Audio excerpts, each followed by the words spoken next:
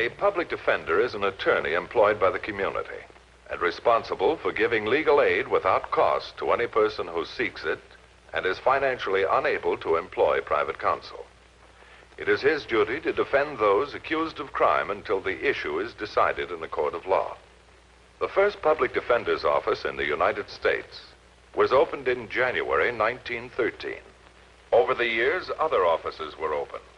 And today, that handful has grown to a network of lawyers cooperating to protect the rights of our clients. Now, the case you're going to see is a most unusual one. I had to defend a man already in prison for another crime. The name of that man was Joel Dickinson, who longed for peace, but whose life had been interwoven with violence. It started in a cleverly planned prison break in which Dickinson seemed to be the ringleader. Among other convicts involved was Woody Romer, a lifer. It was a desperate try for freedom by desperate men.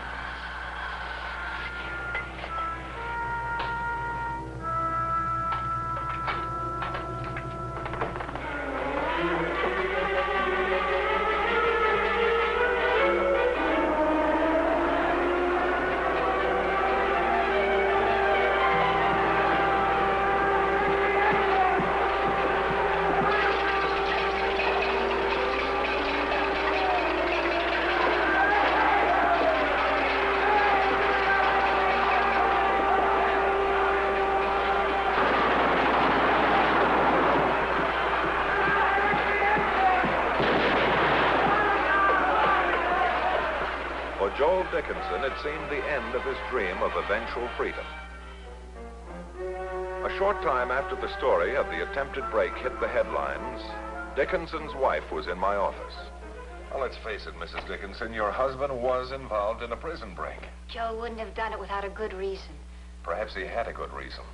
What do you mean? Well, wanting to get out is reason enough. Now, the papers say that your husband was the ringleader. I'll never believe that. Something's happening up there. Why would a man whose parole has been approved and has less than 30 days to serve want to break out? Yes, Mrs. Dickinson. Why would he? I don't know that. But I do know that my husband isn't the same man he was when he went in. He's changed, Mr. Matthews. We've worked and dreamed these past 2 years of the day of his release so we can be together and live like human beings. Mrs. Dickinson, why did you come to see me? Because you're the public defender. And because you tried to help Joe when he was first in trouble. Yes, and I lost that case. As I remember, your husband wasn't very cooperative. Joe was guilty of robbery, and he's been serving his term for 2 years. I didn't know that being sent to prison also meant that a man was expelled from the human race. It doesn't. And who's going to help my husband if you don't? If this is the wrong office, tell me where I can go to save a man's life. I guess you've come to the right office after all, Mrs. Dickinson. Won't you sit down, please?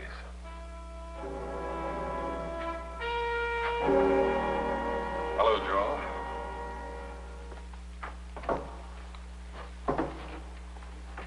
Sort of surprised to see you here, Matthews. Last time I saw you, you claimed I wouldn't play ball. I'll give you another chance. Why did you try to break out? Why does any guy ever try to break out? Your wife tells me that you were up for parole. Another 30 days and you could have walked out the gate a free man. In here, 30 days can seem like forever. Why don't you tell me the real reason? Even in a jailbreak, there can be extenuating circumstances. Such as? Well, for one thing, intimidation. Who gave you that idea? Why, no one. Well, forget it. Nobody made me do anything I didn't want to do. That clear?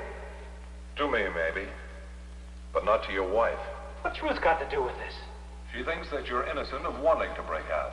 That you must have had a good reason for doing what you did. Have you? Any more questions you want to go without answers? Joel, wherever there's a question, there's also an answer. Now, sometimes it takes a little while to get the two together. When you're ready to play ball, let me know.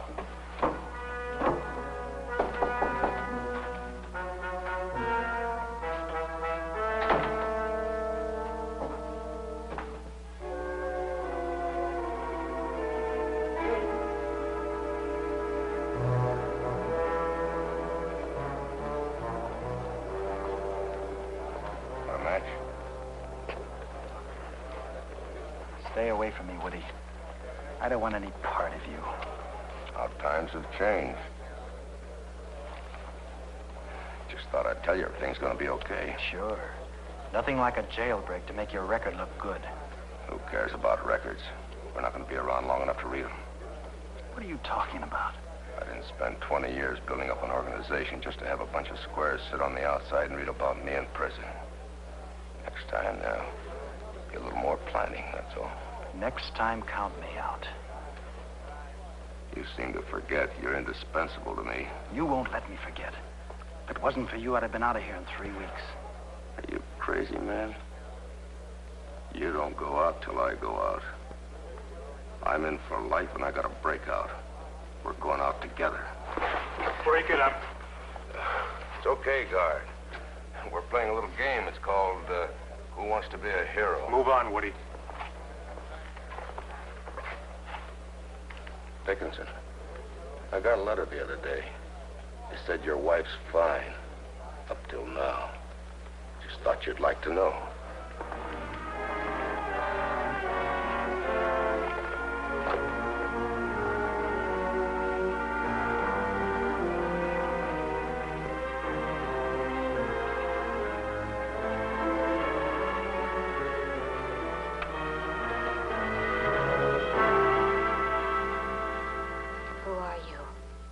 Who do I look like? How did you get in here? But why? Don't you know? No, I don't believe you do. So we'll let that little matter be settled by Woody Romer and your husband. You went to see the public defender today. Why? He's going to try to help Joel on that prison break charge. Why not? Woody just doesn't want to have an ambitious lawyer becoming too interested in Joel's actions in prison. Do I make myself clear?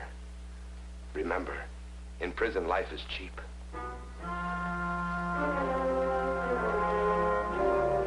Good night, my dear. Mr. Matthews, come in. Good evening. My name's Matthews. It's a pleasure, Mr. Matthews. Agreeable, but not very polite. Who is he? I never laid eyes on him before. He was sitting there when I came home. What did he want? I don't know, he talked in circles. One thing he made clear.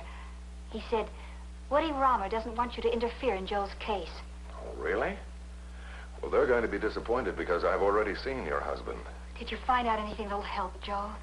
No, but I did find out that Joel doesn't intend to help himself. Oh, no. No, the only thing I got out of our conference was the feeling that your husband had a very strong reason for doing what he did. If you mean he wanted to come home badly, I can tell you that he did. Just as I want him to come home. More than I want to live. And we must try to find out why Joel tried to break out. Are you certain you don't have any reason? Oh, if I had, why, I'd tell you. Please believe me. And you're sure you can't identify the man who was here tonight? Oh, no, I wish I could. I've never seen him before. I see.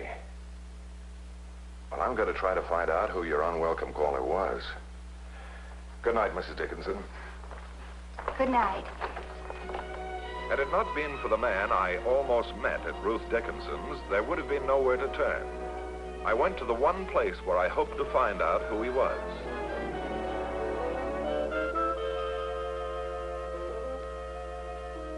It was the first break in Joel Dickinson's favor. The name was Al Romer, alias Clark Morgan. He was the brother of the notorious Woody Romer, the man with whom Joel Dickinson had become involved in the robbery and later the prison break. So I told Mr. Lewis I couldn't possibly sign the lease, that my husband was coming home soon, and we need a bigger apartment, so... Joe, you haven't heard a word I've said. Remember when you were a kid? How you used to make believe you were somewhere else? Mm-hmm. That's what I was doing just now. Making believe there was no glass between us. That I was out there holding you in my arms. Joe. Everybody makes believe up here. Take lights out, for instance. It's just the time I used to get home from the shop. I lay in my bunk, and that's what I make believe. Just getting home from the shop. Maybe Mr. Matthews could help. What can Matthews do? If you cooperate, he could do a lot. A man came to the house the other night. He had a key to the front door. Who was it? He wouldn't tell me, but Matthews found out. It's Woody Romer's brother. What did he want? I don't know. Tell me, what is it, Joel? Was he part of Woody's gang? Was he in on the robbery? Why won't you tell me? Tell me, please. What's wrong? Ruth, you've got to go away. What is it, Now Joel? listen to me. Take a train, right away. Go somewhere. Change your name. But don't let anyone know where you are. Why? I can't explain now. But write me where you are. Joel. Ruth, it's our only chance.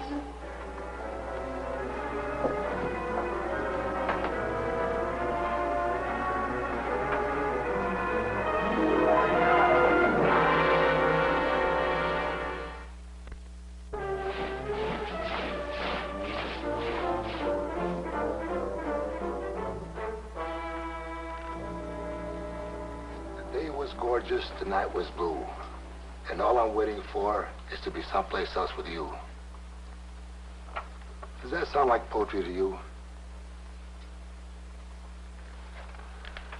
You're good with words, Dickinson. How about you try to make one up for my doll? Not now, Derek. I said now.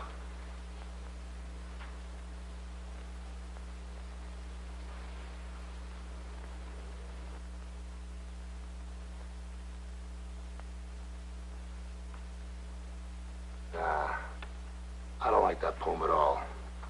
I don't think the doll will either. Fact is, better burn it before it starts to smell.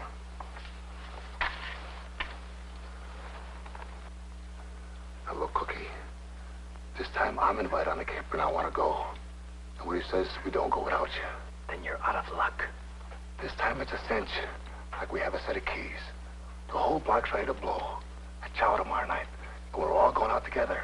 Yeah, and be mowed down like grass. That's their lookout.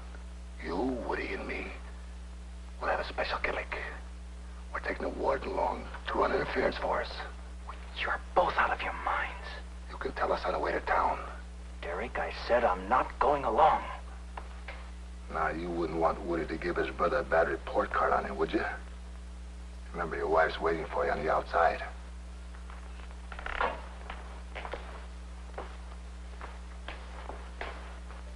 Or ain't you worried about keeping your wife alive? We'll talk about it more tonight. We'll talk about it a lot more. I had a hunch the Romer brothers' interest in the Dickinsons was not social. I decided to get my friend Warden Miller's opinion. I don't think there's any secret about it, Bart. The Romer brothers are bad onions, and anybody they touch seems to turn bad, too. No doubt that accounts for Joel being here in the first place. Now, his prior record was good. How is it up here? Clean as a hound's tooth. He was due out in a few weeks. Yes, I know. Will, do you think that Woody could have involved Joel in this crash out? Meaning what? That somehow or other, I think the Romer brothers are intimidating Joel and his wife, too. That they forced him to take part. Woody Romer is a lifer and doesn't care what his record looks like. He's boss of the convicts. They do as he says. Meaning Dickinson? Woody can use strong-arm tactics, or sometimes he gets a little more subtle. Like blackmail. Well, that might explain it. What do you mean? Why Woody's brother was with Ruth Dickinson the other night. Or why Dickinson tried to choke Woody during rest period the day after the break? I don't know, Bart. Sounds pretty weird. They come that way sometimes. You know, in going over the records of the case that sent them both up here, I find that the large sum of money involved was never recovered. Could that be an angle? I don't know. Prison's a lot like a jungle. It develops its own code of behavior, and no matter how hard we try, we can't seem to change it.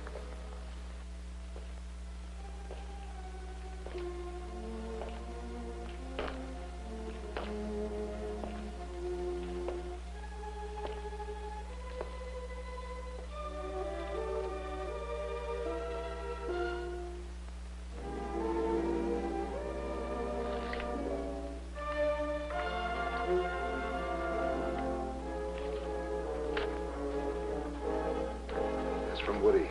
You're all set. You're gonna need the parade. Some guys get all the breaks. You're gonna snatch the keeper. You tell Woody to deal me out. If you're smart, you'll do what Woody says. Or he can get uncomfortable. Mighty uncomfortable.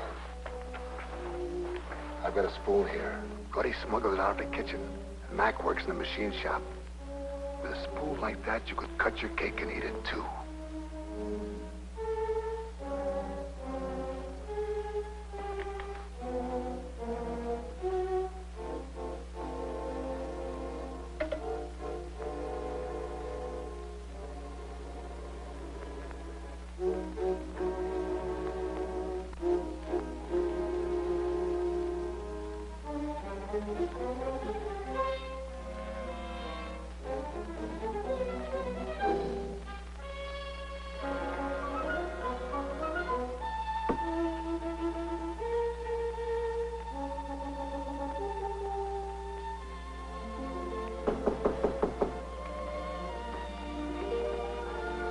Who is it? Bart Matthews.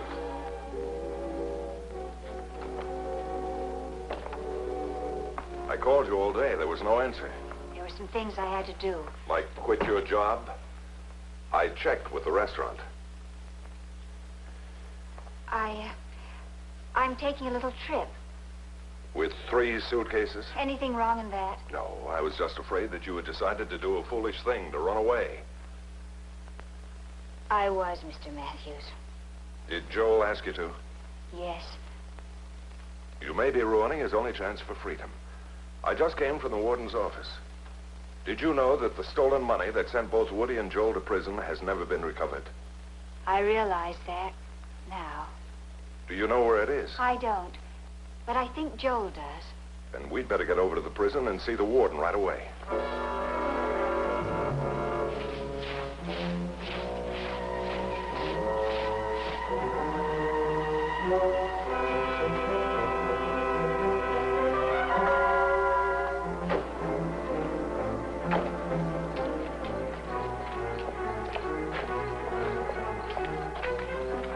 I'd like to see Warden Martin. It's urgent.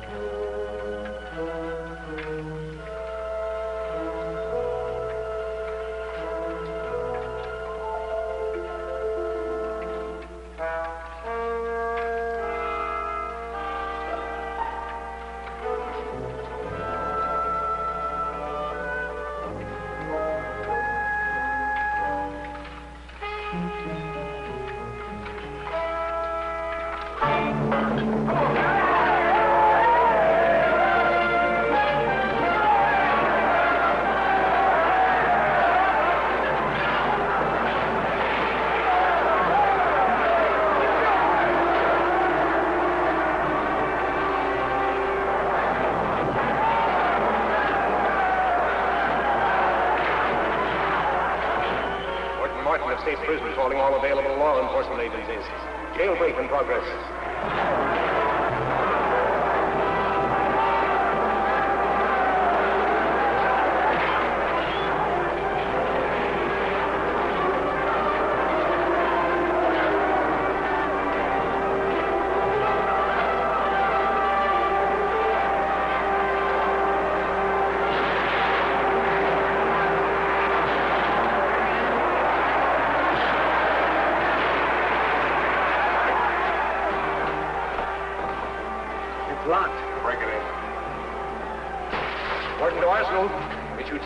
Machine guns to all guards.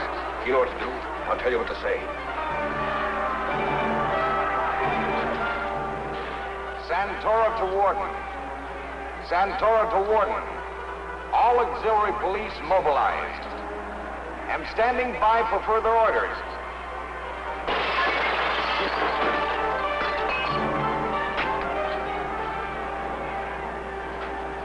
You'll take orders from me. We're coming out. And the warden's coming with us. Tell him to open up, now. Guard down there. Open the gate. And you policemen fall back. We're We're coming out with Warden Martin. No, Joe, no.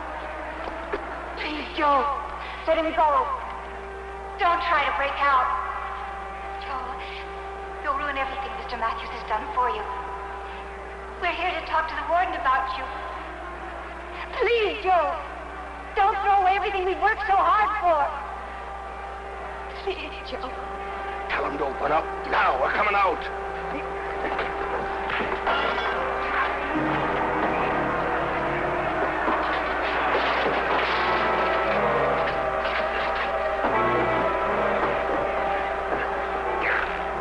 Warden to all guards and police. I'm in no danger. Continue with your duties. Warden to all guards and police. I'm in no danger. Continue with your duties.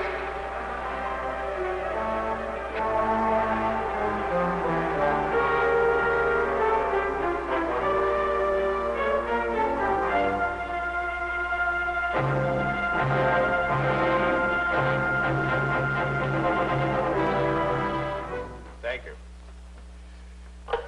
Mrs. Dickinson, the doctor says your husband's all right. I'm having him brought up here. Fortunately, the blade struck one of the ribs. Otherwise, it might have been a different story. It's possible he saved your life too, Warden. Quite possible. Then why not save his? How do you mean? By recommending him for immediate parole. You know his life won't be worth a plug nickel here after what happened tonight. I'm afraid you're right. He'd be much safer on the outside. Come in.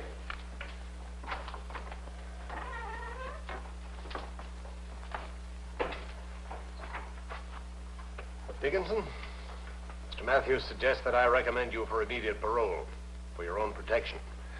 And I don't think he'll step out of line again. Because if he breaks his parole in any way, he'll be right back here with Woody Romer. I'll take immediate steps in the matter. Meanwhile, confine him to solitary for his own good. Thank you. Oh, Joel, one more thing. The money that you and Woody were accused of stealing, do you know where it is? Yes, sir. Well, certainly you want to see it restored to the rightful owners, don't you? I'd been planning on doing that for a long time. Could you make it part of the parole terms?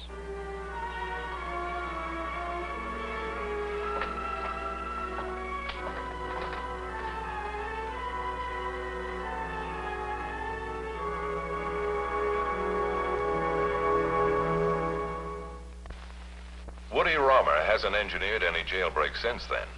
And his brother, alias Clark Morgan, has been sent up to the big house to keep Woody company.